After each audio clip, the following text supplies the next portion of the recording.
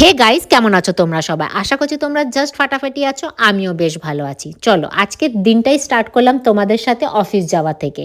অফিসে পৌঁছে আজকে আমরা সবাই মিলে নীল আকাশের নিচে রোদ খেতে খেতে গল্প করতে করতে ব্রেকফাস্টটা করলাম। আর এই যে ছোট ছোট মুহূর্তগুলো অফিসের, সেইগুলোই যখন অফিস থাকে না খুব মিস করি। আর আজকে আবার অফিসে তো এত প্রেশার ছিল যে সবার সাথে আমি লাঞ্চও করতে পারিনি, তাই নিজেকেই একা একা লাঞ্চটা শেষ করতে হলো। আর আজকের লাঞ্চে ছিল স্যালাড, যেটা আমি ঘর থেকেই বানিয়ে নিয়ে গেছিলাম। বিকালবেলা একটু গরম কফি খেলাম, তার সাথে একটু তো কিছু চাই, তাই একটু চানাচুরও খেলাম। বাড়ি ফেরার পথে এত মিষ্টি খেতে ইচ্ছা করছিল, তাই নিয়ে নিলাম একটু প্রোটিন বার। আর জানো তো, আজকে 4 মাস পর আবার আমি এক্সারসাইজ জয়েন করলাম, তাই নিজেকে মোটিভেট করাটা খুবই দরকার ছিল। কিন্তু সত্যি বলবো, অনেক দিন পরে এরকম ডান্স করে না বেশ ভালো লাগলো। মুখটা অবশ্য লাল হয়ে গেছিলো।